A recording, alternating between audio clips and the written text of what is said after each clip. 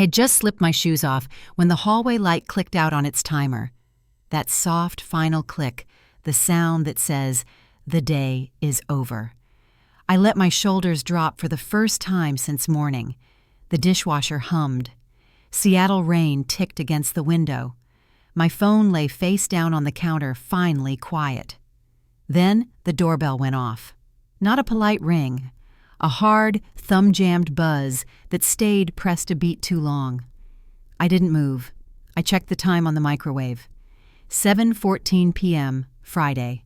The promotion email was still open on my laptop. Senior Operations Strategist. Board track. A number I still hadn't said out loud. 310,000. I hadn't even told my family yet. The bell rang again. Shorter this time, impatient. I walked to the door and checked the camera. Ethan stood too close to the lens jaw-tight hoodie unzipped despite the rain. My mother's beige coat filled half the frame beside him. My father hovered behind them, eyes on the concrete, like he was waiting for a bus. I didn't sigh. I didn't smile. I unlocked the door, halfway, chain still on. "What happened?" I asked. Ethan's mouth curved. Not a smile, a calculation. "Wow," he said. "Nice place. You move up again or something." My mother leaned forward, already peering past me. "Rachel, sweetheart, you look thin. Are you eating?" My father said nothing. That was the first sign. They didn't congratulate me. They didn't ask how I was. They just stepped closer. If you've ever had family show up like this, unannounced, uninvited, already convinced they're owed something, go ahead and hit like. And if stories like this feel uncomfortably familiar, subscribe. You're not alone here. I unhooked the chain and opened the door fully. That was my mistake. Ethan walked in like he paid rent. His shoes left wet crescents on my entry mat. My mother followed, purse already sliding off her shoulder. My father shut the door behind him with his heel slow and careful, like closing a casket. "You get new furniture?" Ethan said, dragging his thumb across my bookshelf. "Must be nice." "What do you want?" I asked. He turned, eyes sharp now, straight to business. "Love that about you." My mother sighed loudly as if I'd offended her by standing upright in my own house. "Rachel, she said your brother is under a lot of stress." Ethan snorted. "Don't soften it, Mom." I stayed where I was, arms loose, pulse steady. "Say it," I said. He did. "I know how much you make." The room didn't react. No dramatic pause, just the dishwasher's steady churn behind us. "I don't discuss my salary," I said. "You put it online," he shot back. "Company press release, big promotion, big girl money." My mother nodded, lips pressed thin. "People talk." That was the first something in me snapped. Not loudly, not visibly, just a clean break. "Get to the point," I said again. Ethan glanced at our parents, then back to me. "I need help. Short term. How much?" I asked. 40. My mother winced as if the number hurt her ears. "Ethan, 40,000, he repeated. "Now, not installments." My father cleared his throat. "It's not just him." There it was. Ethan leaned back against my wall, arms crossed. 20 to cover what's breathing down my neck. The rest, down payment. On what I asked. My mother smiled. That soft, practiced smile she used at church. The RV honey. "Your father's dream. He's earned it." My father finally looked up. His eyes flicked to mine, then away. "We're not getting any younger." I laughed once. It came out wrong. Too sharp. "You're asking me to pay for his gambling and your vacation." Ethan's jaw tightened. "Don't call it that. Call it whatever helps you sleep." My mother's voice cooled instantly. "Watch your tone." I looked at her. Really looked. Her hands were already on my kitchen counter. My counter. Nails tapping like she owned the place. "You raised me to be responsible," I said. "This is what that looks like." She shook her head slowly. "No, this is what selfish looks like." That landed. Ethan pushed off the wall. "You don't get to hoard success while the rest of us drown." "I didn't push you into crypto," I said. "Or sports books. Or that genius idea to win it back." His face flushed. "You think you're better than us. I think I'm done being your emergency fund." Silence stretched. Heavy, ugly. Then my mother reached into her purse. She pulled out her phone. Before I could react, the screen flashed. Click. She held it up, already typing. Smile, Rachel. People should see this. What are you doing? I asked. Showing the family how you treat your parents, she said calmly. It's only fair. My phone vibrated in my pocket. Once. Then again. I didn't check it. I didn't need to. Ethan's grin returned. Group chat's gonna love this. My father shifted his weight. Rachel, maybe don't make this harder than it has to be. I stared at him. You could stop this, I said. He didn't answer. Ethan stepped closer. Too close. Those lenders don't wait. I reached for my phone and raised it between us. The screen glowed. Leave, I said. Now. My mother scoffed. You wouldn't. I would, I said. For the first time, uncertainty flickered across Ethan's face. My mother's straightened smile gone. Her voice dropped low, precise. Fine, she said. Do what you want. She grabbed her purse and walked toward the door heels, sharp against the floor.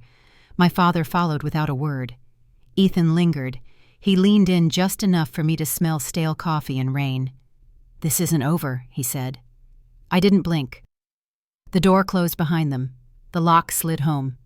The hallway light clicked on again, motion triggered. I stood there listening to their footsteps fade down the walk. 3 rhythms, none of them looking back. My phone buzzed again. Then my mother's voice echoed in my head, cold and final. Don't be surprised when no one's on your side. By morning the rain had stopped, but my phone hadn't. I woke to the soft vibration against the nightstand. Not alarms, notifications. Stacked, relentless. I didn't open them right away. I lay there staring at the ceiling, listening to the house settle. Pipes ticking, wind brushing the siding. The quiet you earn when you live alone and pay for it yourself. Then I reached for the phone. Family group chat, 47 unread. I scrolled just enough to see my mother's name at the top. Linda. I didn't sleep all night. My heart is broken. Below it, my aunt's crying emoji. A cousin typing. Someone had reacted with a praying hands sticker. I locked the screen and sat up. Coffee first, boundaries later. The machine hissed. The smell filled the kitchen. I stood barefoot on cold tile, staring at the rain-streaked window like it might explain how we'd gotten here. The first call came at 8:12 a.m. I didn't answer. The second came 3 minutes later. Then Ethan texted, You could have just helped. You didn't have to embarrass Mom like that. I didn't reply.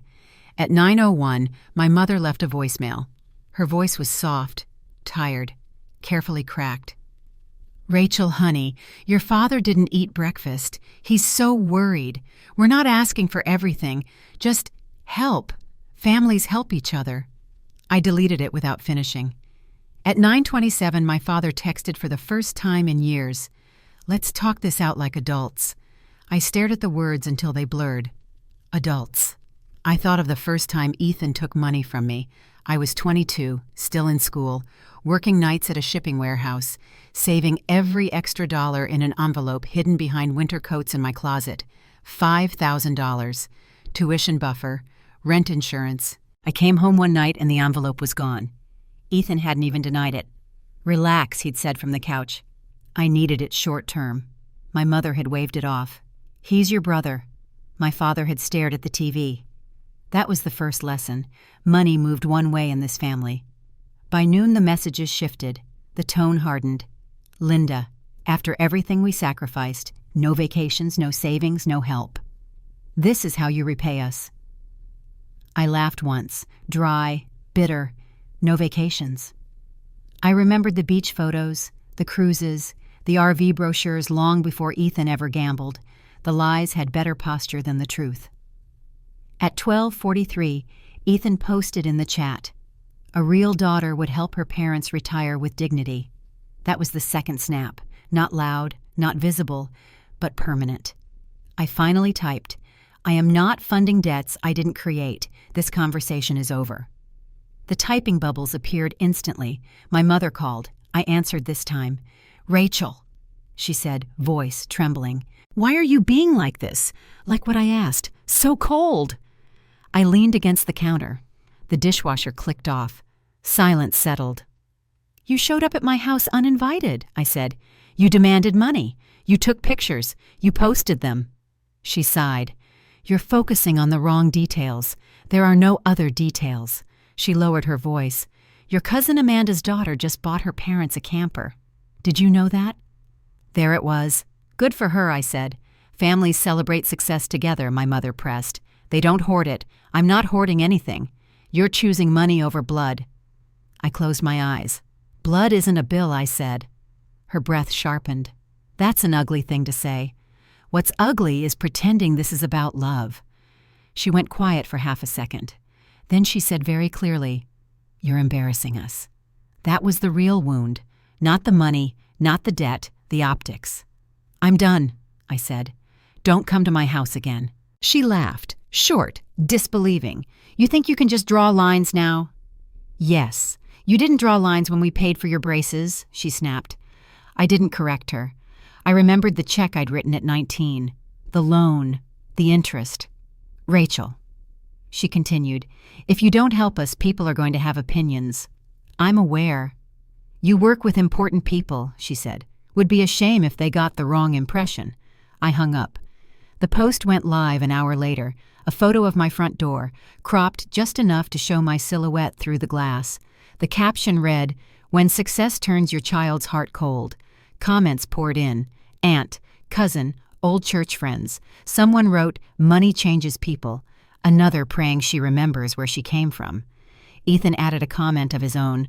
Some of us don't get boardroom salaries. Some of us struggle. I stared at the screen. He'd never called it struggle when it was my overtime paying his parking tickets. By evening, the threats weren't subtle anymore. A distant cousin messaged me directly. Is it true your parents might lose their home? I blocked him. Then my mother texted. We didn't want it to be public. You forced this. I didn't respond. At 8:06 p.m., Ethan sent a video. Him sitting in his car, dark, dashboard lights glowing. You think you can just say no and move on, he said into the camera. That's not how family works. I didn't finish watching. I turned the phone face down and stood in my kitchen breathing slowly, deliberately. They wanted a fight. I wasn't giving them one. I opened a notebook instead. A clean page. Dates, amounts, names, the $5,000, the rent, the borrowed credit card, the temporary loans. I wrote without commentary, just facts, just memory. When I closed the notebook, the house was quiet again. My phone buzzed once more. A final message from my mother. If you walk away from us now, don't expect forgiveness later. I stared at the words. Then I set the phone down. She was right about one thing. I was walking away. And I was done asking permission. The first email hit my work inbox at 6:18 a.m. No subject line, just a forwarded screenshot and a single sentence. Thought you should know who you're promoting. I didn't open the attachment right away. I sat at my kitchen table, mug cooling between my hands, watching the cursor blink like it was waiting for permission to hurt me. Then I clicked. It was my mother's Facebook post. Cropped, filtered, shared. The caption had been edited overnight. Daughter refuses to help parents facing foreclosure. Success changes people. Please pray for our family. Below it comments. Dozens now. Faces I recognized, names I didn't. Heartbreaking. Money reveals character. So sad when children forget sacrifice. My name wasn't tagged. It didn't need to be. I closed the email, flagged it, and forwarded it to myself at a personal address. No reply. No reaction. At 7:02, a second email arrived. Different sender, random letters, no profile photo. Your employee is morally compromised. Attached proof. This one had attachments. 3 of them. I didn't open those either. I showered, dressed, buttoned my blazer slowly, deliberately, the kind of calm that looks like denial from the outside. By the time I logged onto Slack, the damage had already crossed departments. A message from operations. Hey, are you okay? Something weird is circulating. Another from HR. Can you come by later today? Just a quick check-in. I typed back 3 words. I'm available at 10. At 8:14, Ethan posted the video. It showed up on my phone because someone from high school tagged me. I watched it once. No sound the first time. He sat in the driver's seat of his car, shadows cutting his face in half. My mother's voice floated in from off camera. She just changed. Then Ethan leaned closer to the lens. "My sister makes more in a year than we'll ever see," he said, "and she won't help her own parents." He shook his head slowly like he was disappointed in me. "I guess boardrooms teach you that family is optional." The comments were worse than the family chat. Strangers filled in the blanks themselves. "Corporate witch, eat the rich, karma's coming." Someone tagged my company. That was the third snap. This one didn't hurt. It clarified. I saved the video, screen recorded the comments, time-stamped everything. Then I closed the app. At the office, no one said my name out loud. They didn't have to. Conversations stopped when I passed. Eyes slid away too quickly. A silence that felt rehearsed. In the elevator, my reflection looked the same. Hair smooth, expression neutral. Inside my chest felt tight but contained, like pressure sealed in steel. HR's office smelled like lemon cleaner and old carpet. Rachel Dana said gently, folding her hands, "We've received some concerning messages." "I'm aware," I said. She slid her tablet across the desk. "Anonymous email, the screenshots, the video. She's claiming your parents are in financial distress," Dana continued, "and that you're refusing support." "That's correct," I said. "They are claiming that." Dana blinked. "Is it true?" I met her eyes. "No." A pause. "Okay," she said carefully. "We're not taking any action right now, but legal needs to be looped in." "I've already contacted counsel," I said. That surprised her. "Good." By noon, a longer email hit the executive distribution list. This one was polished, structured, designed to look official. It claimed my father had suffered a cardiac episode, attached a hospital wristband photo, grainy, cropped. The message ended with, "It's alarming when leaders lack empathy." I stared at the screen. My father was alive. He'd texted that morning about lawn fertilizer. Someone had taken a stock image and hoped no one would check. I forwarded the email to legal, subject line, "malicious impersonation." Then I did nothing else. I didn't post. I didn't defend myself. I didn't call my mother. I worked. By mid-afternoon, my hands were steady. My voice was even. No cracks, no explanations. At 3:47 p.m., my phone buzzed with a text from an unknown number. "Saw the video. Brutal. Call me." I didn't. At 5:02, my mother finally texted. "We didn't expect this to get so big. You should have just helped."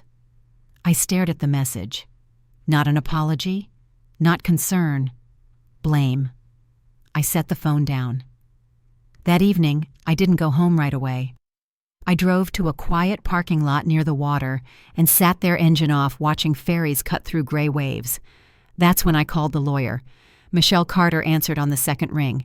"I need you to listen," I said, "and I need you to be precise." She was. I laid out the facts.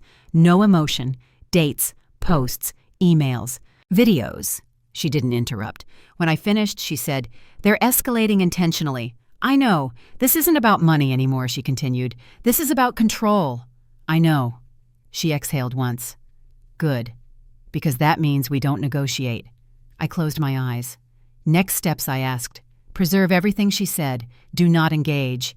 And expect them to get uglier before they get smarter." After the call, I sat in the dark until my phone buzzed again.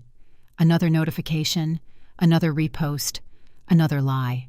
I didn't open it. I drove home, locked my door, and set my phone face down on the counter. The dishwasher clicked on. The house hummed. Outside, the streetlight flickered. I stood there, hands resting flat on the cool stone, breathing slowly. They were trying to erase my credibility. They thought noise would scare me. They were wrong. I wasn't reacting. I was preparing. The lawsuit arrived on a Tuesday. No warning, no call, no hesitation. A thick envelope slid through the mail slot and landed on my entry rug with a dull final thud. Manila, no return address. My name typed too large, too confident. I didn't open it right away. I stepped over it, took off my coat, set my keys down.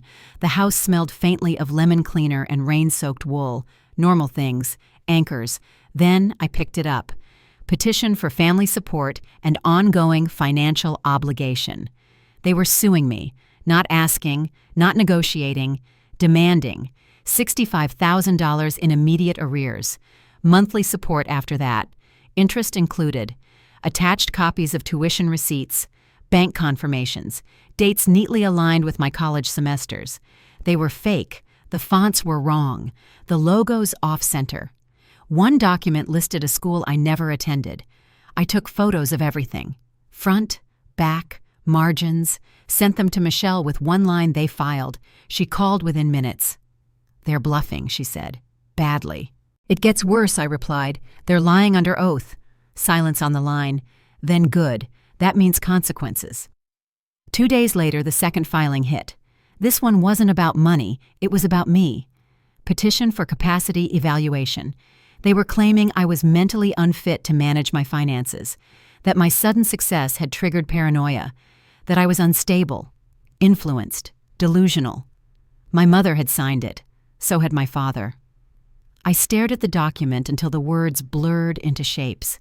That was the fourth snap. This one hurt, but it sharpened something too. The court granted the request ex parte, no hearing, no delay. I was ordered to undergo a psychological evaluation within 48 hours. "Classic move," Michelle said calmly. "If they can't control your money, they'll try to control your autonomy." I nodded, though she couldn't see it. "I'll comply." "Good," she said. "We want the record clean." The evaluation office smelled like antiseptic and old carpet, neutral art on beige walls, a clock that ticked too loud. Dr. Feldman greeted me with a professional smile and wire-rimmed glasses. "This will take several hours," she said. "Standardized testing, interviews, cognitive assessments." "Understood," I replied. I didn't cry, I didn't argue, I answered. Ink blots, memory sequences, logic problems, personality inventories. Do you believe others are conspiring against you? No. Do you feel controlled by external forces? None. Describe your relationship with your family. I told the truth. Brief, factual, no adjectives. By the end, my head ached, but my hands were steady. Dr. Feldman closed her folder. "I'll submit my findings directly to the court." I left without asking how I'd done. 3 days later, Michelle forwarded me the report. Conclusion: no evidence of cognitive impairment, mood disorder, or diminished capacity. Subject demonstrates high executive function and sound judgment. I exhaled once. Then the email came. From an address I hadn't seen in over a decade.